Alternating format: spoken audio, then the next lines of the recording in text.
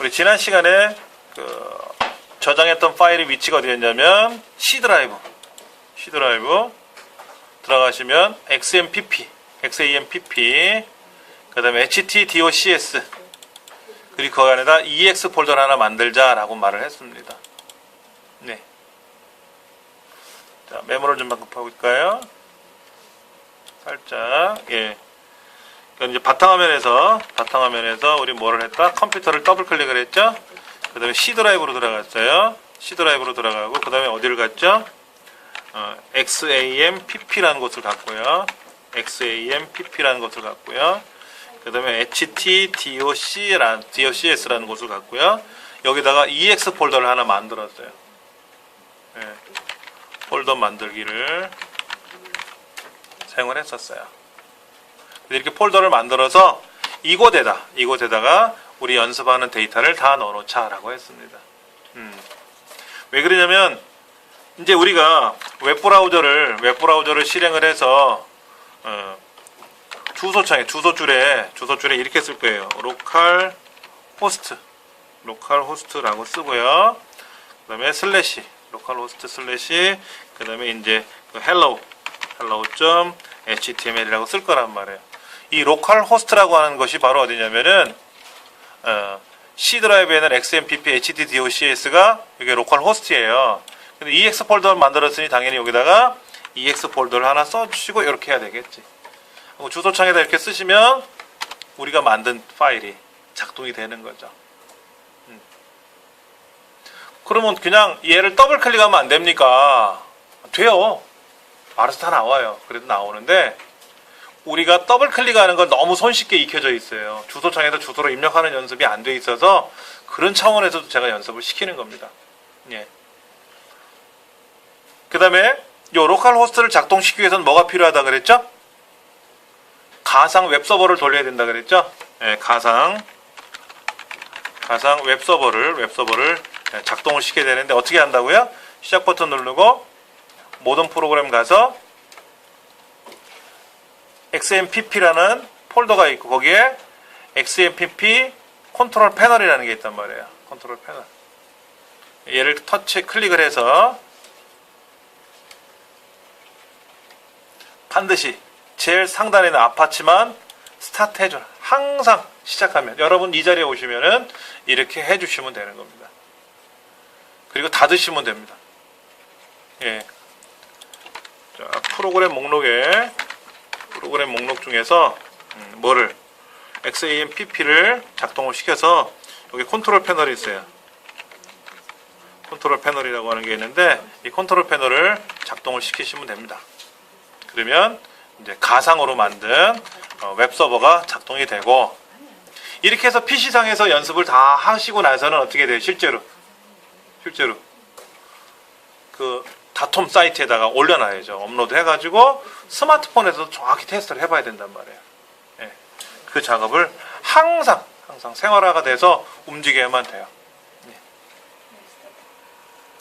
교재에서 사용했던 이제 자료들을, 샘플 데이터를 우리가 연습을 해야 되니까는 제 홈페이지에 오셔서 교재 자료실 오시고 그 다음에 반응형 웹디자인이라고 하는 이 항목 공지사항 두 번째가 클릭하시면은 사이트 링크 1번, 사이트 링크 2번이 있을 겁니다.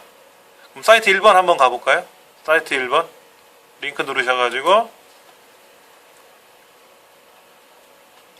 로드 중 해가지고 구글에 있는 크라우드죠? 구글 크라우드에 넣어놨어요. 둘째마다 여기 위에 보시면 다운로드라는 아이콘 나오네요. 그렇죠? 둘째 마당, 부록, 첫째 마당 세 가지가 있는데 다운로드 아이콘 누르셔가지고 다운로드 하시면 됩니다. 화면 밑에 저장 버튼 누르시면 되겠죠?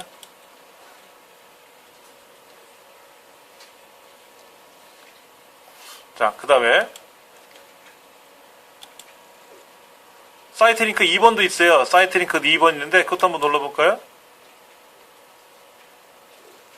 이거 동영상이네요. 이 동영상을 다운로드 받으실 수 있어요. 예. 요거는 각자 댁에서 하세요. 용량이 커서 9개 동영상을 받는 거지 않습니까? 여기 계신 분 21분이 저까지 22명인데 다 다운로드 받으려고 그러면 시간이 오래 걸릴 것 같으니까 각자 받아서 댁에서 보세요. 이건 안 할게요. 예.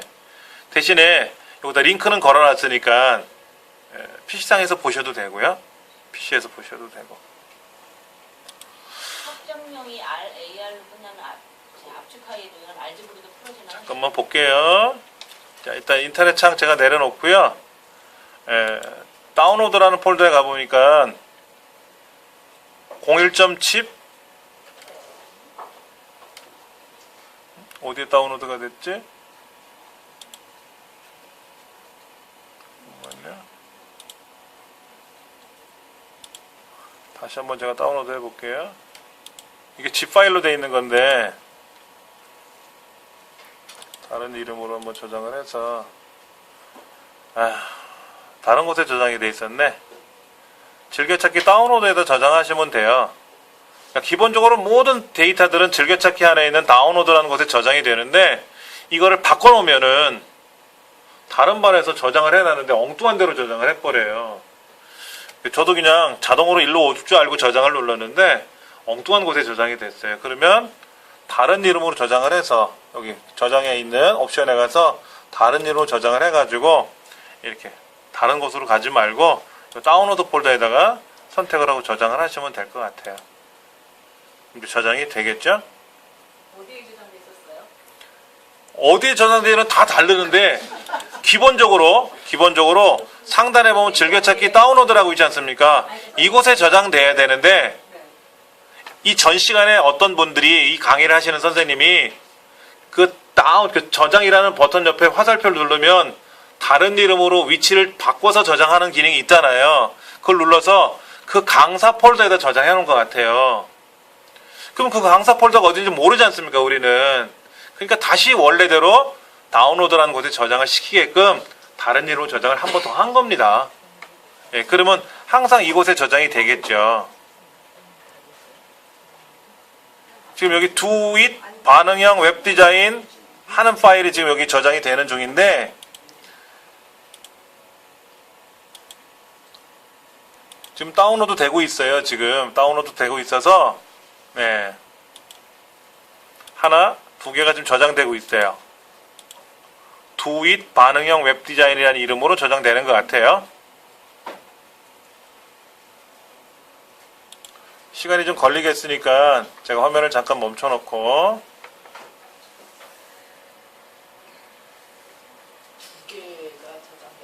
아니요. 취소할게요. 하나는 취소하고 그냥 저장할게요. 하나만 저장하시면 됩니다. 링크가 두 군데가 있는데 그 링크 두 군데가 따로따로 그 책 쓰신 저자분이 두 군데다 올려놓으셨나 봐요. 우리 책에 보면은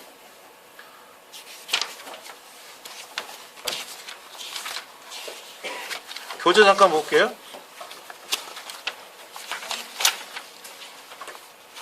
28쪽. 28쪽에 가면 거기에 예제 파일 준비하기 그래서 이지스 퍼블리싱 출판사에 가면 자료가 있을 겁니다. 받아놓으세요. 그랬더니 지난 시간에 여러분들이 저보고 받아서 주세요 그랬잖아요. 기억나시죠? 이 링크 거기다 걸어 놓은 거예요.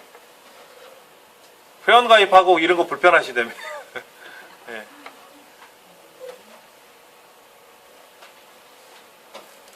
근데 마찬가지 저 역시 제 자료실이 한계가 있어요. 데이터를 업로드 다운로드 하는 한계가 있는데 양이 약 뭐 한 50메가 넘어가면 제 자료실에 업로드가 안 돼요. 그래가지고 그러면 제가 또 일이 복잡해지거든요.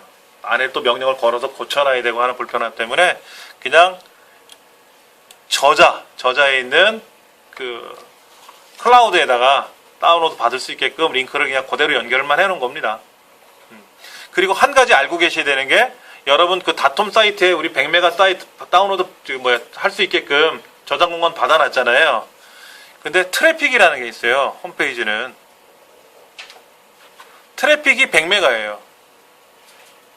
만약에 이 자료를 여러분이 여러분 닷홈 사이트에다 올려놨다고 가정해 보세요. 50메가를. 그러면 한 사람 1번 A라는 사람이 다운로드 받았어요. 그러면 50메가 데이터가 움직인 거죠. 그 웹사이트를 통해서. 두 번째 사람이 클릭을 하는 순간 50메가 데이터가 들어올 거 아닙니까?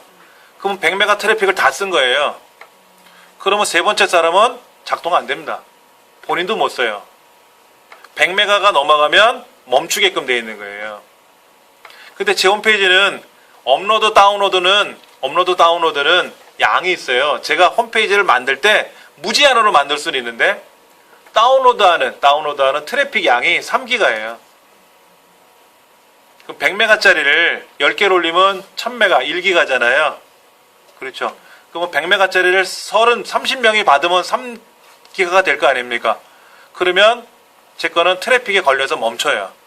그럼 제 홈페이지 주소를 딱 치면 멈췄다고 나와요.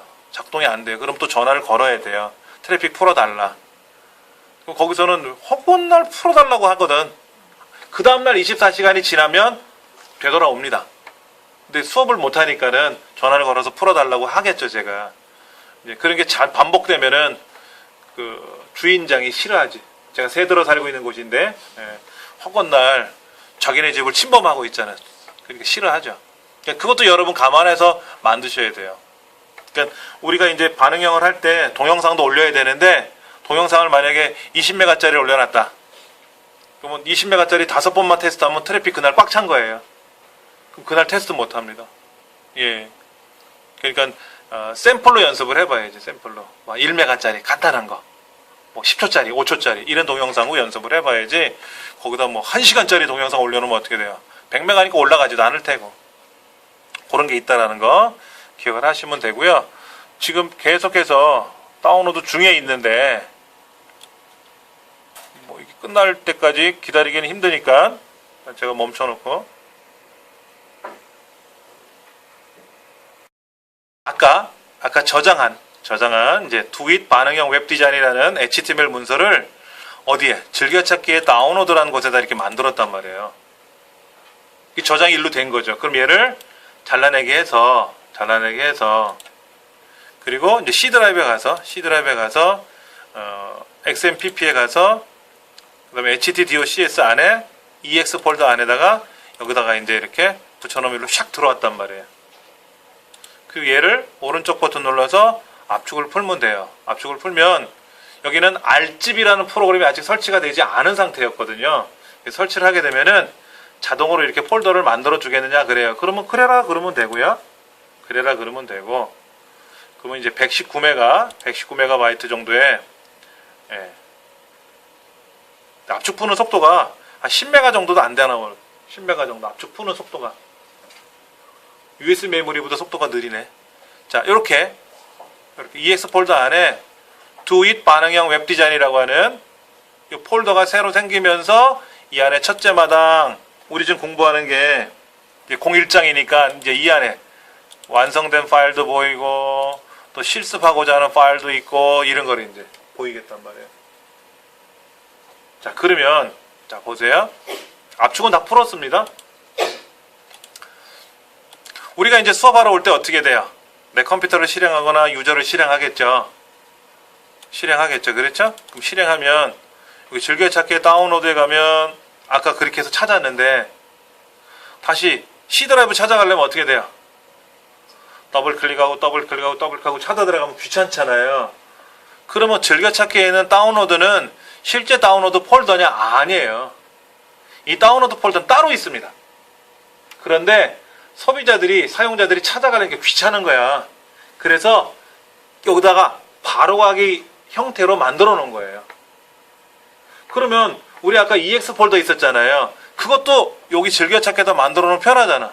그럼 딱 클릭하면 알아서 착 글로 갈 거 아닙니까? 그렇게 한번 만들어 보자 하는 거죠. 그게 윈도우 7에 새로 나온 기능이에요. 자, 보세요. C 드라이브. 왼쪽에 C 드라이브 보이시죠? 왼쪽에 C 드라이브. 컴퓨터 밑에 C 드라이브. 어딘지 다시 한번 볼게요. 바탕화면 컴퓨터를 직접 실행하셔도 되고요. 자, 그럼 여기 C 드라이브 보이지 않습니까? C 드라이브. 더블 클릭하시고 XMPP 더블 클릭하시고 HTDOCS라는 폴더가 있으니까 더블 클릭했지 않습니까? 그럼 우리가 공부하는 건 EX 폴더잖아요. 여기다 모든 걸 저장하잖아요. 그럼 얘를 끌고 요 즐겨찾기라는 글자 보이시죠? 왼쪽에요. 그걸로 끌고 가세요. EX 폴더를 끌고 요 즐겨찾기라는 것으로 슉 가요. 이렇게 가서 또면 마우스를 놓으면은 딱 생깁니다. 얘가 생겨요. 얘를 끌고 이렇게 가시면 되는 거예요. 이건 뭐냐면 여러분이 USB 메모리든 내 컴퓨터든 어느 공간에 있는 폴더들이 있는데 자주 쓰는 폴더가 있어. 여기 자주 쓰는 폴더가 있어. 근데 매번 찾으러 가려니까 귀찮은 거야. 그럼 얘를 끌고 샥 갖다 놓으시면 돼. 이렇게. 그러면 폴더 위치만 연결해 주는 거죠. 근데 EX라고 하니까 좀 그래. 그래서 여기다가 오른쪽 버튼 누르고 이름 바꾸기를 하세요. 이름 바꾸기. 얘를 오른쪽 버튼 눌러서 이름 바꾸기를 누르고 반응형, 우리말로 반응형 홈페이지라고 쓰면 뭔가 있어 보일 거야. EX라고 쓰기엔 좀 그렇고 반응형 홈페이지. 마우스 오른쪽 버튼 눌러서 바로 거기 메뉴 중에서 이름 바꾸기. 그러면 잠깐 결과부터 볼게요. 제가 이제 공부하러 들어갈 때 어떻게 들어간다? 유저나 컴퓨터로 들어갈 거 아닙니까? 그럼 여기 반응형 홈페이지라고 있네? 클릭하면 바로 글로 가잖아. C 드라이브 가고, XMPP 가고, HTDOCS 가고, EX 더블 클릭하는 게 아니라 어떻게 했다? 내 컴퓨터에 들어와서, 유저에 들어와서 여기 반응형 홈페이지 클릭하면 어떻게 돼? 착 가더라 이거. 그럼 실제 C 드라이브에 간 거하고 똑같은 위치가 이 주소줄에 보인단 말이에요. 주소줄에 여기 다 보이거든. 이렇게 보이거든. 매번 가기 귀찮잖아요. 매번 가기 귀찮지. 네. 요것도 제가 좀 정리해서 이미지로 만들어서 다 제공해 드릴 테고 동영상 보시면 좀 알 수 있게끔 다 하고 해드릴 테니까 걱정하지 않으셔도 됩니다. 자, 우리가 이제 다운로드 받은 폴더를 파일을 우리가 이제 반응형 홈페이지라는 이름으로 즐겨찾기란을 만들어 놨고요. 그곳에 이제 옮겨졌던 거니까 이제 그 폴더에 가보시면은 첫째 마당 제1장 그 다음에 완성된 거 말고 실습을 한번 보자고. 실습. 여기 소스가 있어요. 소스에 보면 IMG01이라는 그림이 보이는데 IMG01이라는 그림이 보이죠. 이 그림도 써야 돼. 이 그림도 써야 되니까 자 01_1 01_1.html이라는 게 보이고 얘를 오른쪽 버튼 눌러서 에디트 플러스 3로 넘기자 이거지. 에디트 플러스로 넘기자 이거죠. 그럼 소스가 보일 겁니다. 소스 보이시죠? 네. 제가 책 볼게요. 우리 36쪽에 나와 있는 건 뭐예요? 지난 시간에 뭐 뷰포트 제가 하겠다라고 했는데 이건 01의 2고요. 전장 넘겨보세요. 34쪽. 33쪽 보시면 돼. 33쪽. 이게 이제 01의 1번 HTML 지금 이 소스예요. 자, 고정된 크기로 제작된 박스를 가변적인 박스, 즉 퍼센트로 변환하는 실습이다라는 거죠.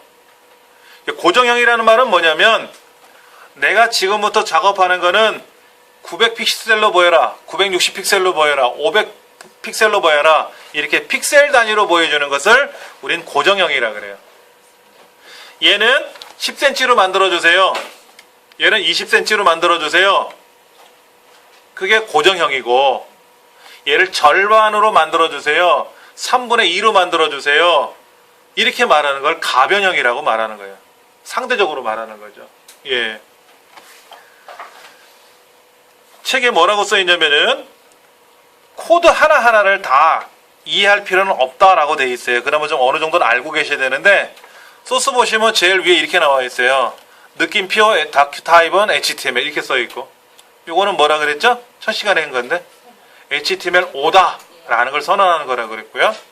그 다음에 이제 HTML 다음에 랭귀지가 코다라는 거는 우리말이 들어갔습니다 라고 표현한 것 같은데 이건 없어도 되고 있어도 되고 상관은 없어요. 네. 대신에 뭐만 있으면 돼요? 메타 태그에 UTF-8로 지정되어 있으면 되고요. 그 다음에 이제 타이틀은 다큐멘트라고 되어 있죠. 이 다큐멘트는 뭐냐면 이거예요. 인터넷 창에 요 위에 보면 주소줄이 제목줄이 있지 않습니까? 제목줄. 여기에 뭐라고 나타난다? 다큐멘트라고 뜰 거다 이거지. 그럼 얘를 우리 뭐라고 해보면 좋을까? 가변형 연습이라고 저장을 해보자. 이렇게 쓰고. 메모는 중요치 않으니까는요, 일단은 따라서 실습을 하세요. 예. 메모를 하시다가 실습을 놓치시면 힘들어요. 굉장히 힘들어요. 그러니까 가변형 연습이라고 타이틀 내용을 고치는 겁니다. 예. 그 다음에 스타일이 나왔어요. 스타일이 나왔는데 사실은 이게 어려워요. 이 스타일을 공부하는 게 사실은 우리 반응형 홈페이지의 가장 큰 목적이라고 보셔도 돼요. 바디 속에는 없어요. div id가 랩이라고 되어 있는 거 이거 외에는 없지 않습니까? 그런데 지금 타이틀 밑에 스타일은 뭐가 많아요. 이거는 뭐냐면 말 그대로 자기만의 스타일을 기록하는 겁니다. 여러분의 스타일이 있죠? 겨울에는, 가을에는 어떤 바지, 하의는 어떤 거, 상의는 어떤 거, 자켓은 어떤 거, 그 다음에 머플러는 어떤 거, 머리 스타일은 또 어떤 거, 이런 자기만의 스타일이 있단 말이에요. 앙드레 김 선생님 스타일은 뭐예요? 하얀 옷, 머리는 검은색. 항상 그분의 스타일이었어요. 그 다음에 신발은 뭐라고 해야 되나? 어그부츠 같이 생긴 하얀색. 그분의 스타일이에요. 그리고 패션쇼의 마지막 스타일도 아시죠? 서로 이마를 맞대고 이렇게 마주보는 스타일. 그거 있지 않습니까? 그러니까 그건 앙드레 김 선생님의 특허 아닌 특허가 돼버렸지 않습니까? 그 사람만의 브랜드고. 그게 스타일이에요. 여기다 써주는 거예요. 내가 여기다 글을 쓸 건데 또는 도형을 가져와서 그릴 텐데 이거를 어떻게 할 거냐? 960으로 보여라 이거죠. 960으로. 960 픽셀로 봐여라. 960 픽셀로 봐라 이거죠.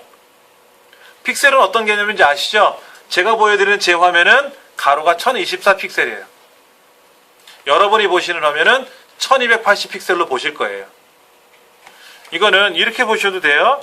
바탕화면에 가서 해상도를 보시면, 화면 해상도를 보시면은 여기에 1024다 또는 1280이다 이런 해상도가 있거든요. 픽셀이에요.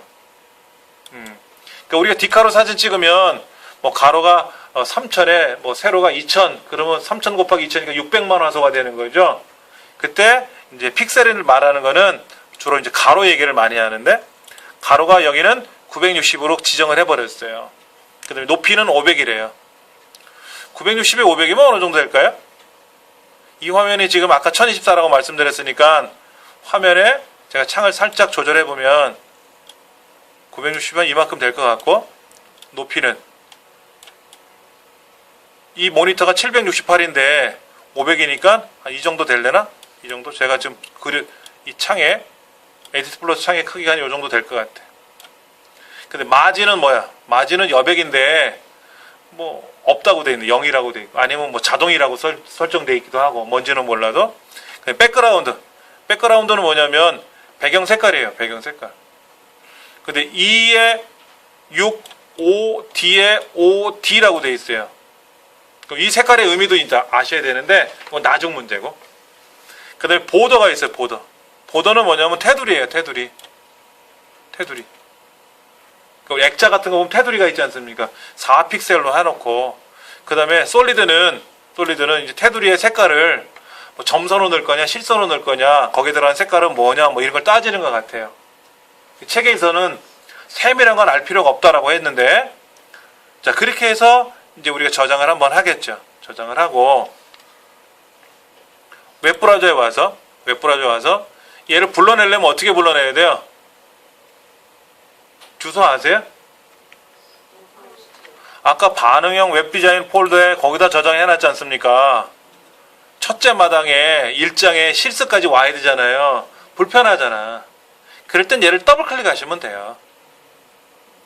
연습할 때는 이게 더블 클릭하시면 돼요. 그리고 아까 그 EX 폴더에다 저장하는 거는 실제로 제대로 작업을 할 땐 여기다 놓고 작업을 하고 그냥 얘를 확인할 때는 얘를 더블 클릭하면 이렇게 보이는 겁니다. 이렇게.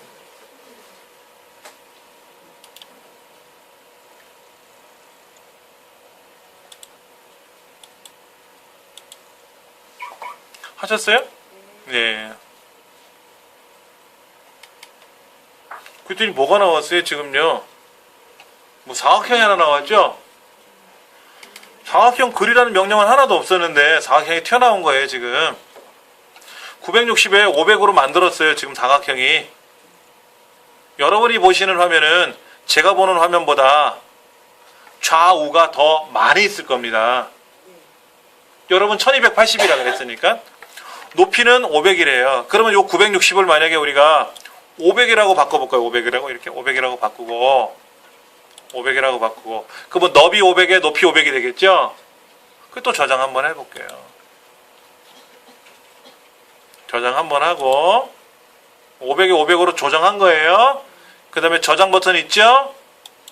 그 다음에 웹브라우저 창에 와서 F5번 키 누르시면 어떻게 돼요? F5번 키. F5번이 새로 고침하는 겁니다.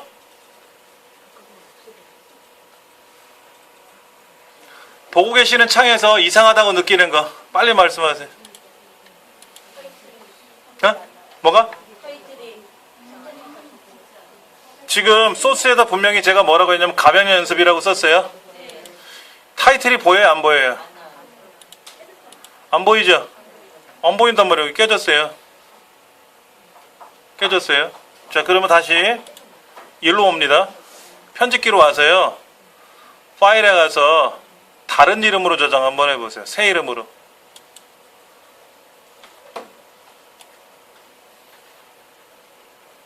새 이름으로 파일에 가서 새 이름으로 저장 버튼 누르셨죠?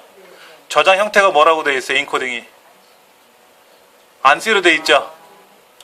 얘를 뭐로 바꾼다? UTF-8 UTF-8 저장하세요. 그럼 덮었을까요? 그러면 이해하시면 돼요. 바꾸시겠습니까? 그럼 이해하시면 돼요. 그 다음부터는 그냥 계속 저장만 하시면 됩니다. 자, 다시 아까 그 웹브라우저로 오세요. 웹브라우저로 와서 새로 고침 해보세요. F5번 키나 새로 고침 버튼 누르시면 어떻게 돼요? 이제 우리말로 나와요, 제목이? 예.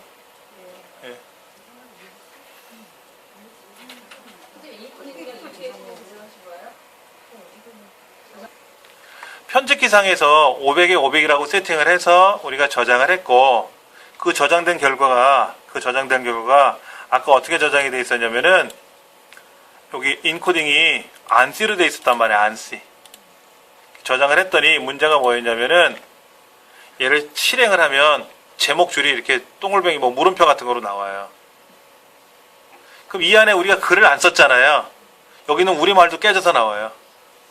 그러면 바탕화면에 가서 여기 인터넷 브라우저 창에 가서 인코딩을 한국어로 다시 돌리면 보이긴 보입니다.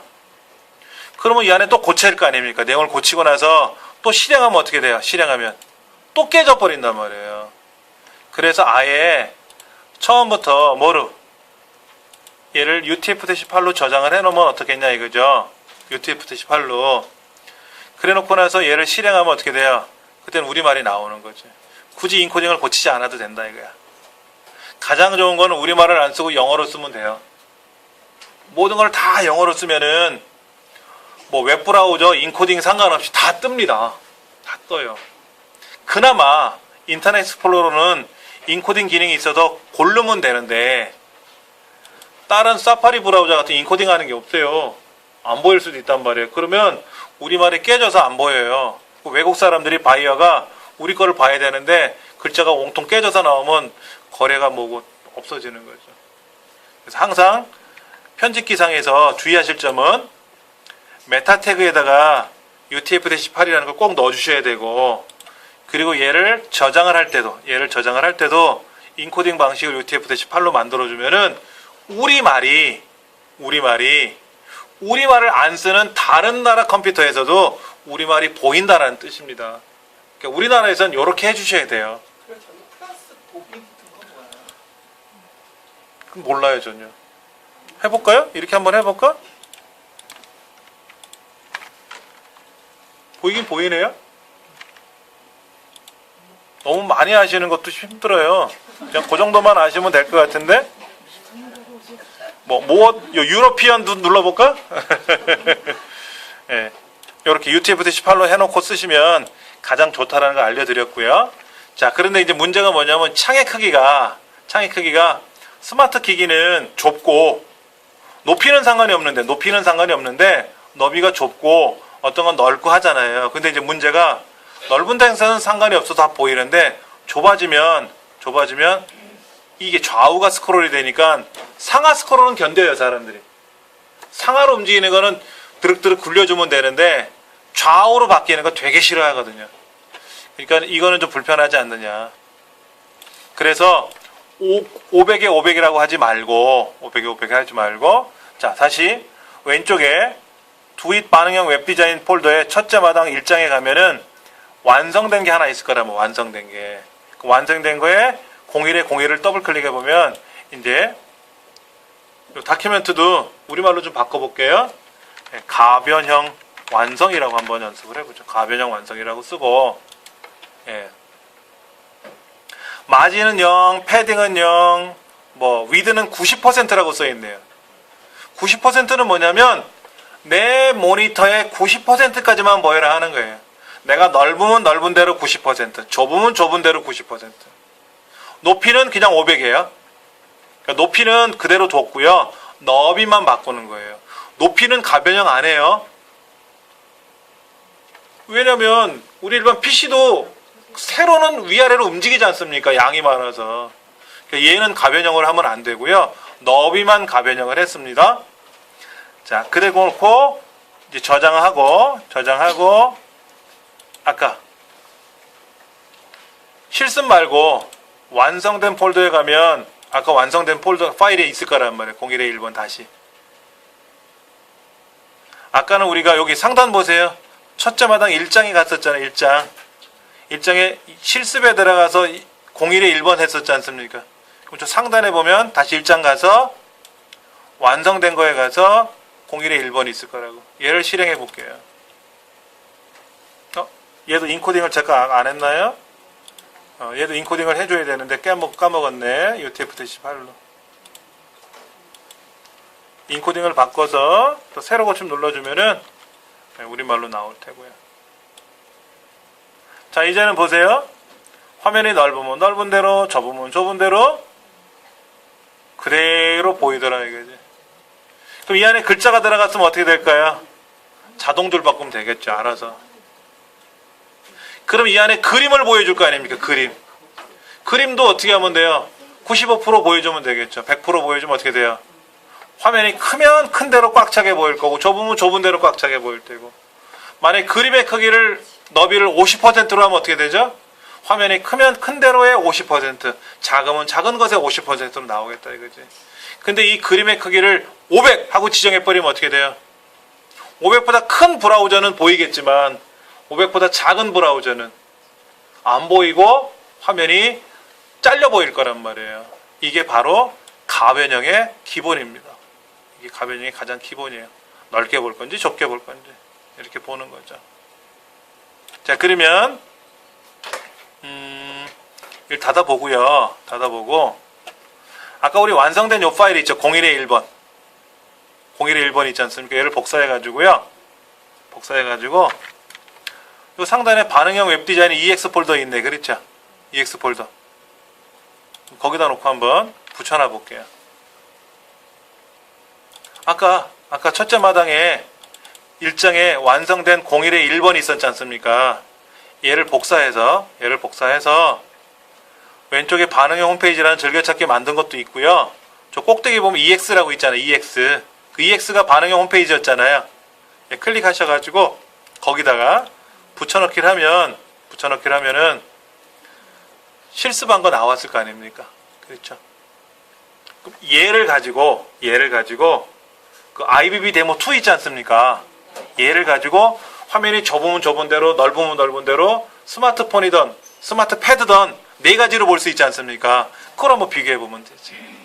예. 그러니까 완벽하게 실습을 한 거를 테스트할 때는 요 EX 폴더에다 놓으시고 작업을 하셔야 돼요. 그래야 IBB 데모 2가 돌아갈 수가 있으니까.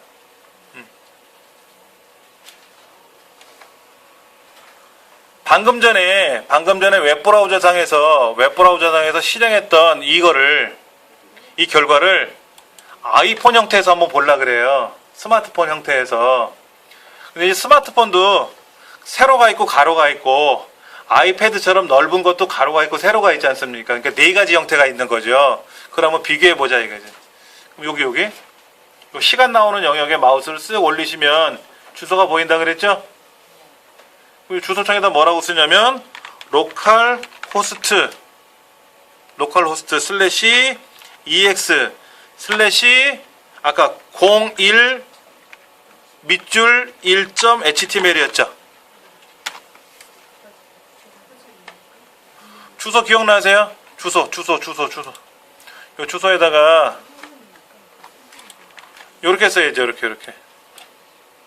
주소줄에다가 로컬 호스트 ex 폴더 하나 만들었잖아요. 그렇죠? 스마트폰에서는 안 돼요, 지금. 스마트폰에서 우리 웹서버에다 안 올렸으니까 작동 안 되고요. 요 IBB 데모 갖고 연습해보자, 이거죠. 01 언더스코어 1.html이라고 아까 파일명이 이렇게 돼 있었어요. 그래서 얘를 요 IBB 데모 2에다가 한번 테스트 해보자, 이거죠. 얘를 테스트 해보자, 이거죠. 그래서 여기다가 주소창에다가 얘를 입력해봤어요. 엔터를 탁 쳤더니 이렇게 빨갛게 보였잖아요. 이 높이는 얼마다? 500. 너비는 얼마다? 이 화면의 90%. 그럼 얘를 오른쪽으로 제가 컨트롤하고 오른쪽 화살표나 왼쪽 화살표를 누를 거예요. 그럼 넓게 보이죠, 넓게 보이는데 화면이 어떻게 되냐면 위아래로 움직여요. 500픽셀만큼 움직이고 너비는 어떻게 돼요? 너비는 지금 보고 계시는 화면의 90%. 그럼 컨트롤 1번 누르면 뭐가 돼요? 아이패드가 되죠. 아이패드는 넓은데 넓은 거에 90%. 밑에는 500이니까 높이는 그대로. 그 다음에 방향키를 조절해 보시면 어떻게 돼요? 보시다시피 저 제목이 어디로 사라졌는데 여기 이렇게. 너비는 90에 높이는 500이니까 딱 원하는 만큼만 보이잖아요. 이게 뭐다? 가변형이다. 이게 가변형이다 하는 거죠. 아파치 웹서버에 있는 결과를 가지고 우리가 이제 실제로 테스트를 해봤어요. 여기서 가변형이라는 게 넓게 볼 수도 있고 좁게 볼 수도 있고 또 큰 화면으로 볼 수도 있고 큰 화면에서도 가로로 볼 수 있고 세로로 볼 수도 있고 그래서 화면이 이렇게 500픽셀이라고 높이가 보이고 그 다음에 이제 문제는 이런 거죠. 여기서는 500이 다 안 보이네 밑에. 그럼 얘를 마우스로 드래그하면 오르락 내리락 해요. 근데 이게 500이 과연 되느냐 하는 거죠. 실제로 보세요. 500이 굉장히 커 보이죠? 500이 굉장히 커 보이잖아요. 넓게 봤는데 500이 좁아 보이건 높이가 그렇다라는 것만. IBB 데모2가 만능이 아니기 때문에 그렇다라는 것 정도만 보자 이거지. 예, 그런 차원입니다. 다시 소스를 한번 볼게요. 얘는 좀 닫아보고요. 닫을 때는 Alt F4번 키 눌러서 닫으셔야 돼요. IBB 데모2를 실행을 해서 닫으려면 닫기 단추가 없어요. 얘는 닫기 단추가 없기 때문에 그냥 Alt F4번 누르면 닫혀지고요. 아니면 내려놓으셔도 상관없죠. 밑으로 이렇게 내려놓으셔도 상관없어요. 자, 소스를 한번 보면 이런 소스가 붙어 있어요. 지금 여기 이제 width는 너비를 말하는 거고 높이는 뭔지는 아시겠고 하이트는 높이를 말하는 거고 뭐 마진은 여백이라 그랬고 보더는 테두리 선이라 그랬는데 솔리드는 뭐냐면 이제 선이에요. 선. 실선이냐 점선이냐 어떤 의미인지 아시죠? 그런데 여기 보시면 색깔이 나와요. 색깔.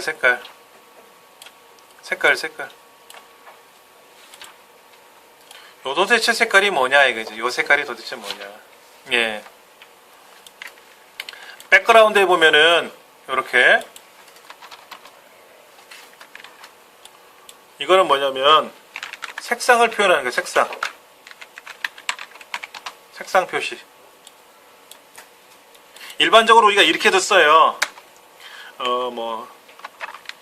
폰트 컬러는 레드 이렇게 쓰기도 합니다. 그래서 여기다가 중요 사항 이렇게도 써요. 그러니까 중요사항이란 글자가 빨간색으로 보여라 이런 얘기입니다.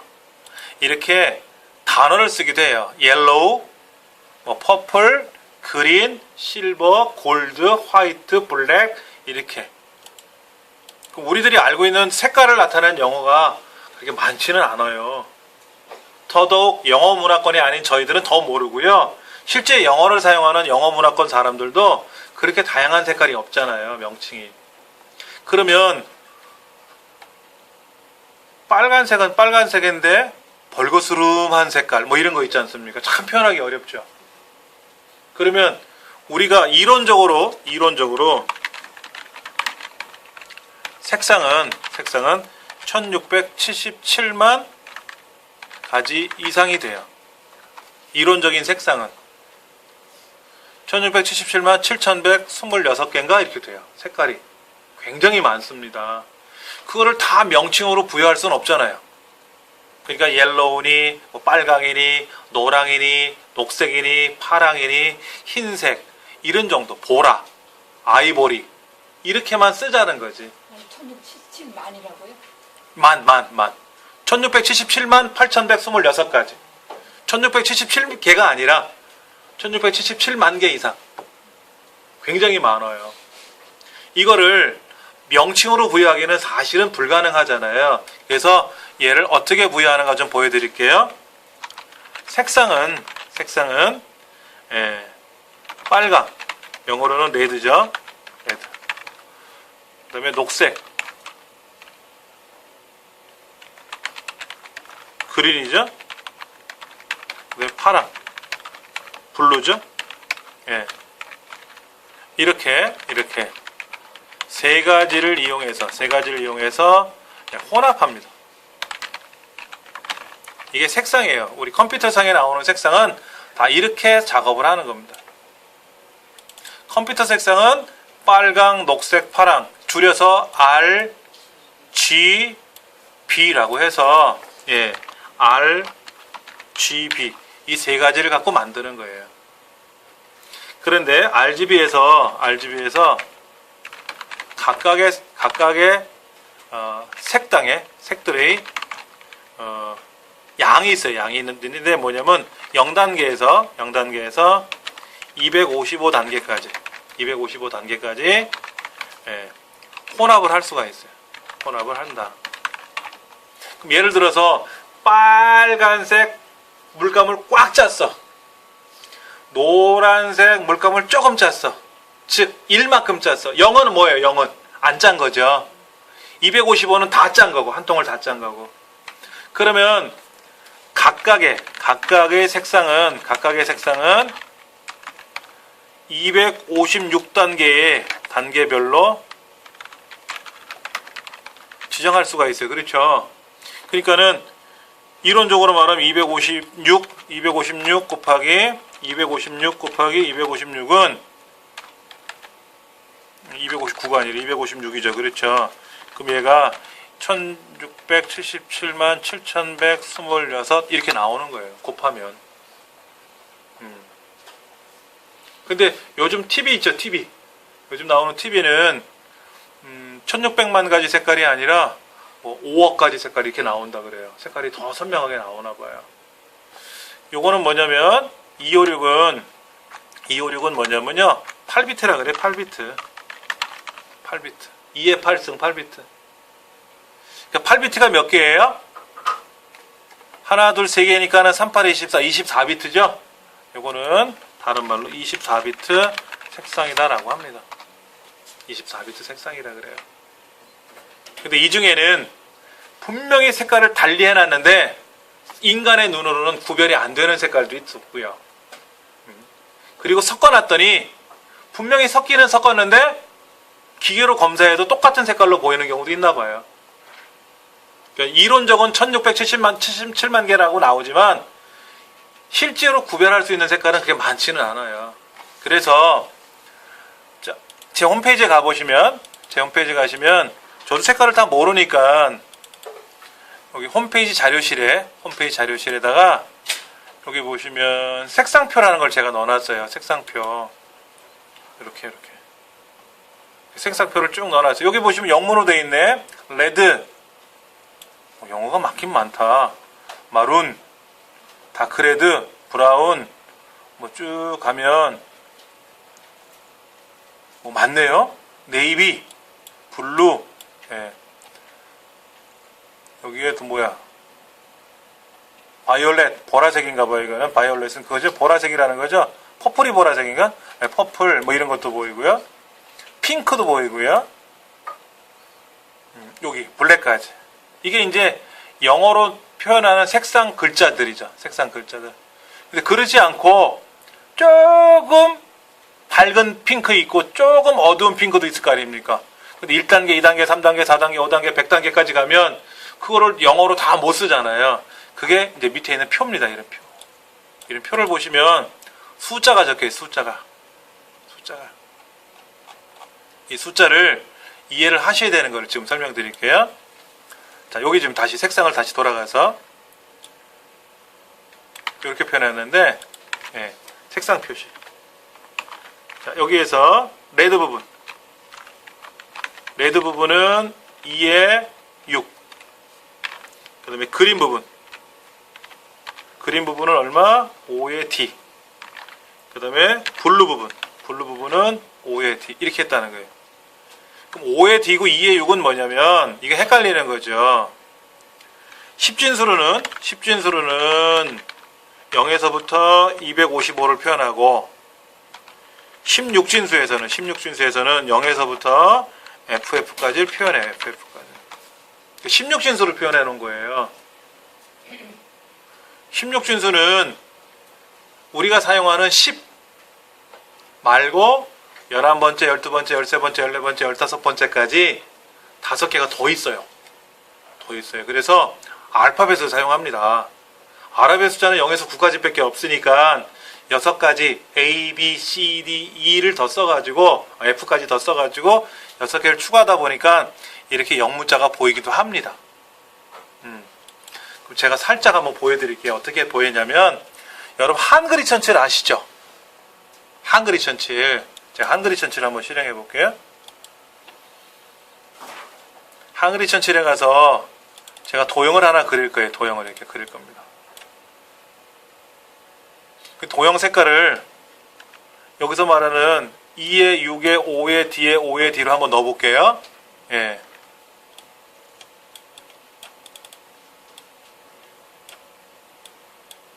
얘를 더블 클릭을 하면 이게 색깔 채우는 명령이 있거든요. 색깔 채우는 명령이 있는데 다른 색이라고 있어요. 다른 색.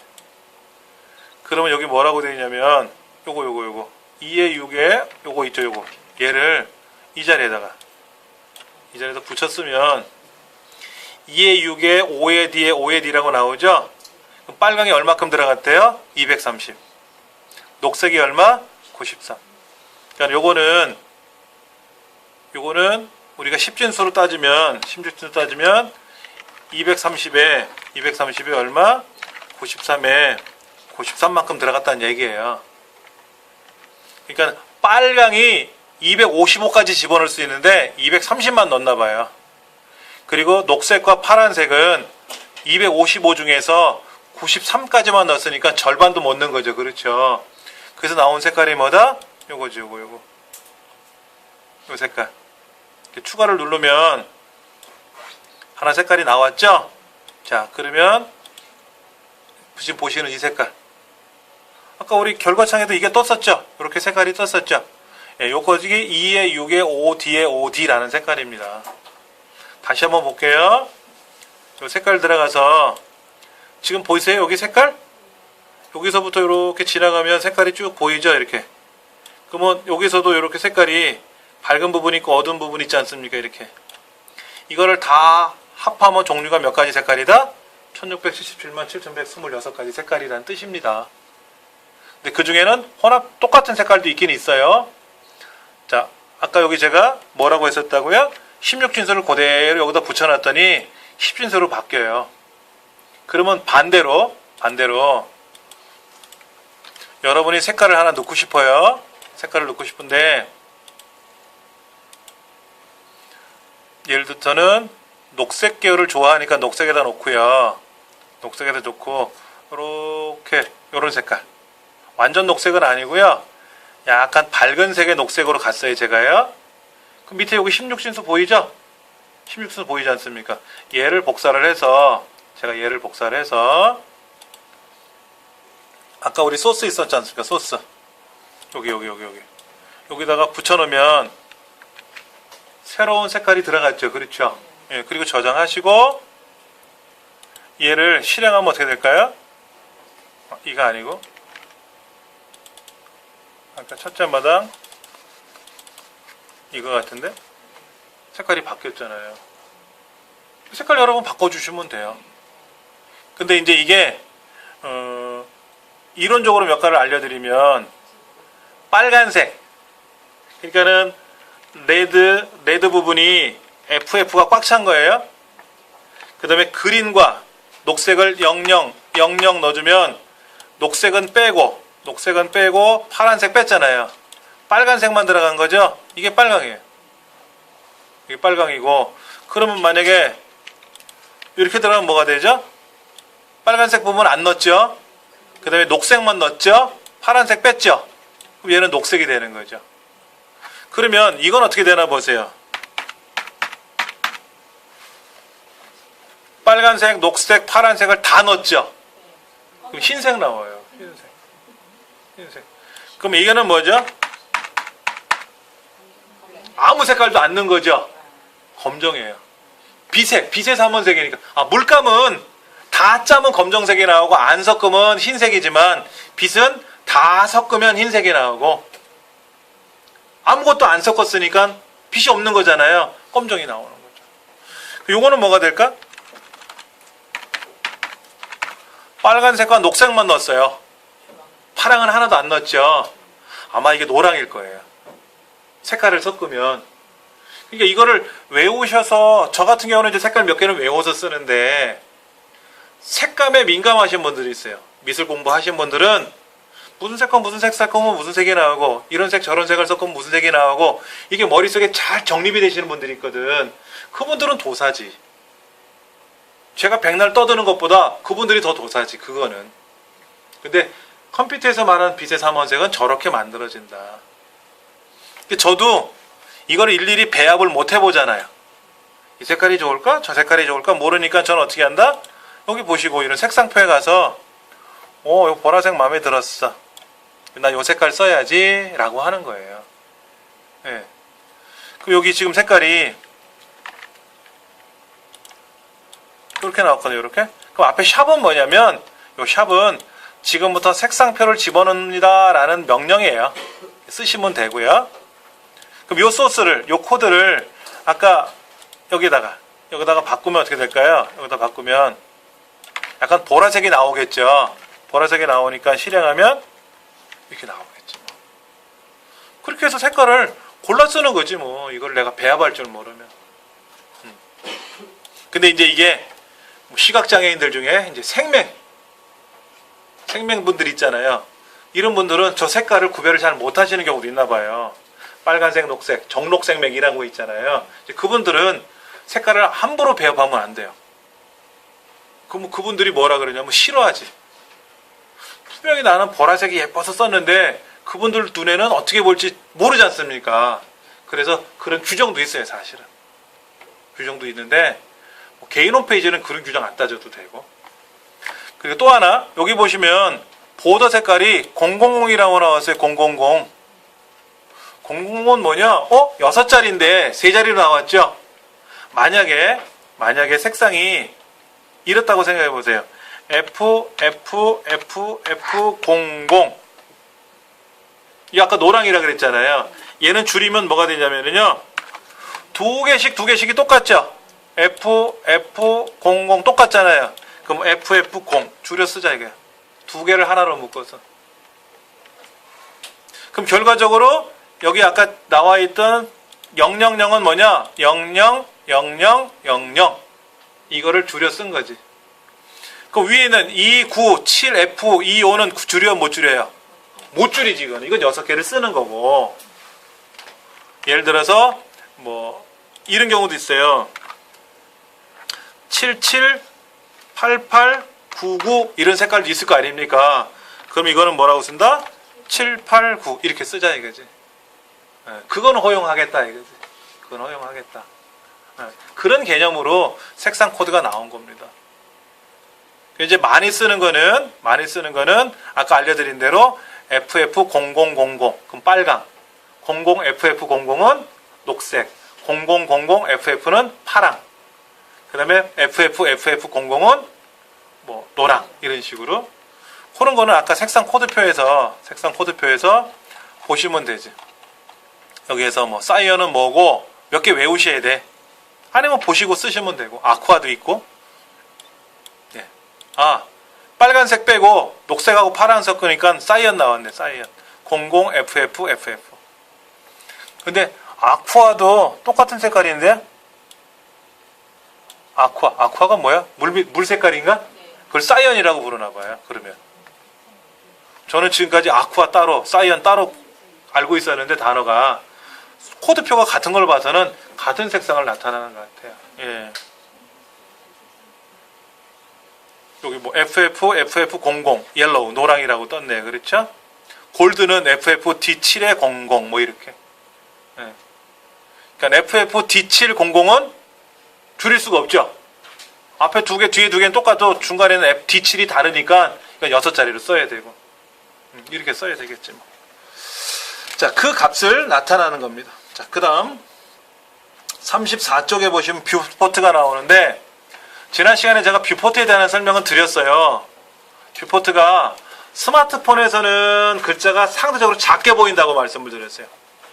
그럼 못 쓴다 그랬지 않습니까? PC에 나오는 글자만큼 똑같이 크게 보여야 되는데 못 쓰니까 그거를 고쳐 쓰자는 거죠. 그게 이제 01의 2번입니다. 01의 2번이고요. 소스 한번 열어볼게요. 자, 1장에 실습에 01의 2번. 01의 2번.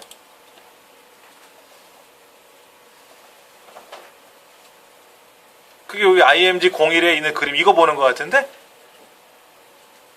왼쪽에서. 아니면 얘 닫아버리시고요. 얘를 닫아버리시고, 여기에서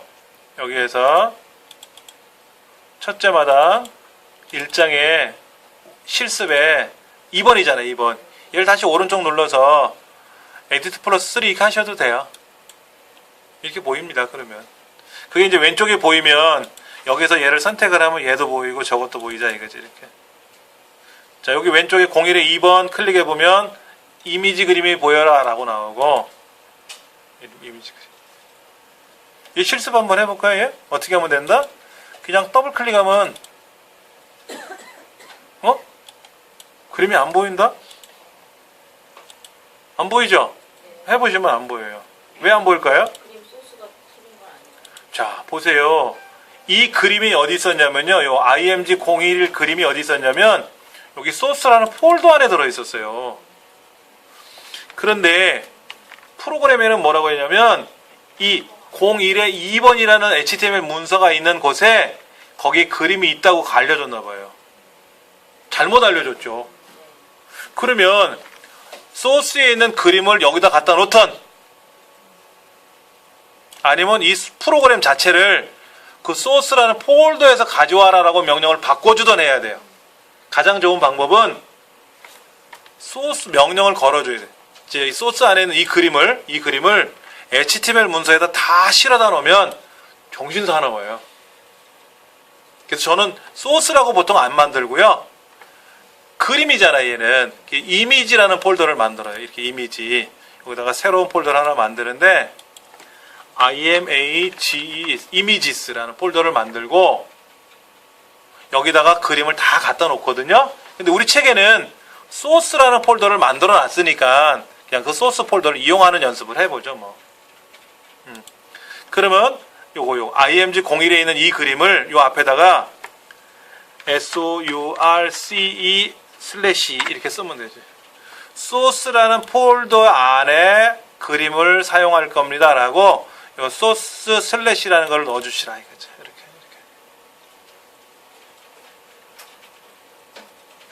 그 다음에 자꾸만 여기다가 다큐멘터리 영어로 써있는데 그림복이라는 타이틀을 한번 바꿔주세요.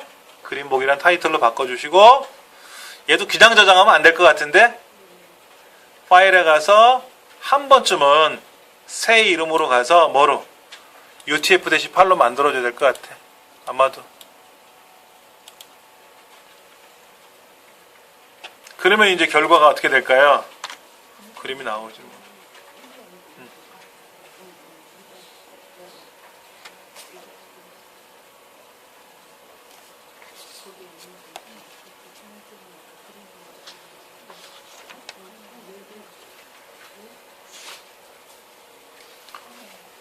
네, 이 그림의 크기가 얼마나 한 거예요, 지금?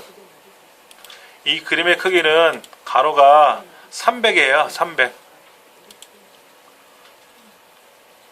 이 그림의 크기가, 다시 볼게요. 지금 소스라는 폴더명을 하나 넣어줬어요. 왜? 이 그림이 소스라는 폴더 안에 있었기 때문에 앞에다가 소스라는 폴더명을 넣어주고 슬래시를 걸어주면 이렇게 거쳐갑니다. 이런 뜻이에요. 이거 경로명이라고 하죠. 경로명. 이렇게 만들어주고 얘를 저장을 할 때 UTF-8로 바꿔서 저장한 거고요. 자, 실행을 했더니 이렇게 나왔어요. 갸우뚱 하시는 분들은 안 나왔다는 뜻인데, 자, 이렇게 해서 결과가 보이긴 보였는데 이 결과가 PC에서는 이렇게 큼지막하게 보세요. 그림에다 오른쪽 버튼 누르고 제가 속성 눌렀더니 300에 169라고 떴어요. 300픽셀짜리 그림인데 실제로 스마트폰에서 보면은 지금 보시는 가로 화면에 한 3분의 1밖에 안 보이잖아요. 300이니까. 그러면 스마트폰에서도 3분의 1밖에 안 작게 보일 거란 말이에요. 상대적으로 작게 보인다는 거죠. 300이면 300만큼 보여야 되는데 그렇지 않습니까? 얘가 300이니까 300으로 보여야 되는데 스마트 기기에서는 300에 300이 보이는 게 아니라 전체 화면의 크기에 비교해서 요만하게 보인다. 상대적으로 보인다는 거죠. 그래서 소스에다가 교재 38쪽에 나와 있는 그 6번 라인이 있어요. 6번 라인. 자, 여기 메타네임 있죠? 네 번째 줄 뒤에다가 엔터를 탁 치면 빈줄이 하나 생길 겁니다. 여기다가 그 38페이지에 나오는 6번 라인 있죠? 메타네임은 뷰포트라고 되어 있는 부분이요. 보이세요? 어딘지? 걔를 입력하세요. 글자 틀리시면 안 돼요. 메타 네임은 뷰포트.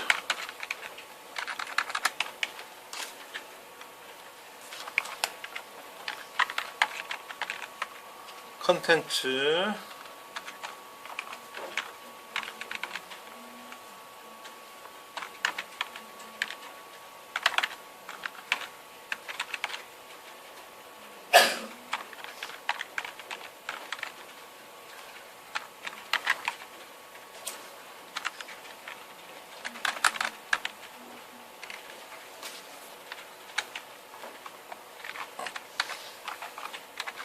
인쇄 스케일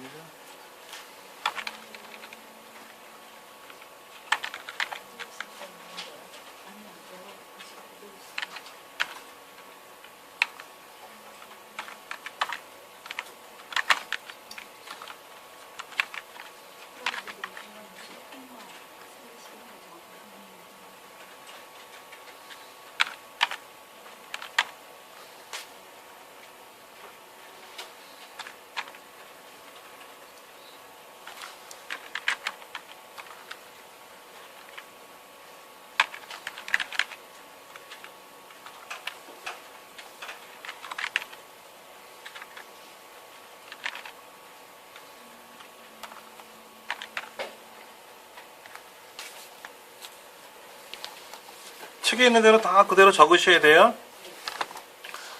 위드는 디바이스.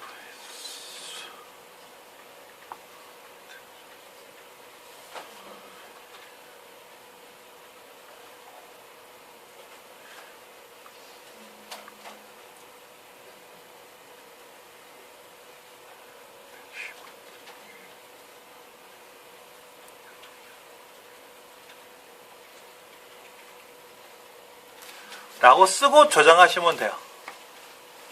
얘를 쓰고 저장하시면. 그게 1-3일 거예요. 1-3. 1-3 파일에 가면은요, 이게 들어가 있어요. 여기 가보시면은, 여기 들어가 있어요. 1-3에 있는 거를 얘를 그대로 복사해서, 여기다 이렇게 옮겨 적어주세요. 옮겨 적으셔도 상관없습니다. 이걸 외우라는 게 아니라, 맞다, 여기 있었네 하고 베낄 줄만 아시면 돼요. 베낄 줄만 알면 된다.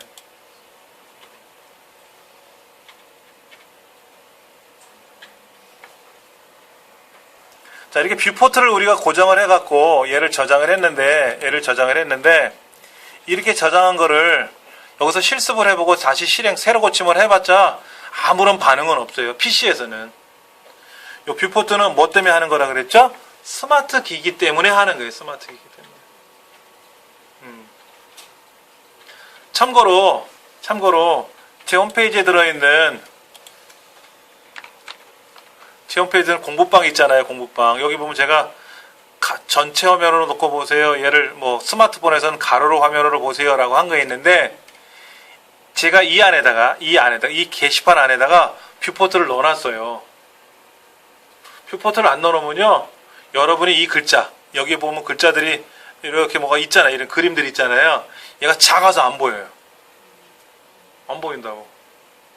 여기 있는 글자들이 여러분들이 안 보인단 말이에요. 이런 글자들이, 글자 이렇게 보여야 되잖아요. 이렇게 큼지막하게 좀 보여야 되는데, 이게 아무것도 안 보일 수가 있어요. 이게. 제가 이제 뷰포트를 넣는 바람에, 이 뷰포트에 의해서 스마트폰에서도 이 글자가 잘 보이게끔 한 거죠. 예. 그 이제 게시판 관리자가 이제 알아서 할 문제고, 우리는 이제 그렇게 작업을 해야 된다는 거죠. 예. 정리 좀 할게요. 오늘 공부한 거. 3주차까지는 뭐 설정하는 게 아무튼 많았어요. 첫째 날, 둘째 날, 오늘 셋째 날인데, 뭐 네 번째 주, 다음 주서부터는 이제 뭐 나름대로 이런 이제 환경을 다 익숙해졌으니까 바로바로 실습 들어가고 확인하고 할 겁니다. 근데 이제 오늘까지는 이제 그 FTP 전송하는 거, 그 다음에 스마트 기기에서 확인하는 방법, 그 다음에 이제 에디트 플러스 3 이거 편집기를 이용해서 저장할 때, 다른 이름으로 저장할 때 요 인코딩 방법이 틀리면, 특히 안에 이제 글자가 우리말로 돼 있잖아요. 이런 글자가 있으면 실제 웹브라우저에서 깨져서 나온다라는 거죠. 그래서 바꿔주는 것도 했고, 그 다음에 스마트 기기에서도 그대로 보여야 되기 때문에 뷰포트를 조정하는 연습을 한번 해봤습니다. 다음 시간에 이어서 하도록 하겠습니다. 수고 많으셨습니다.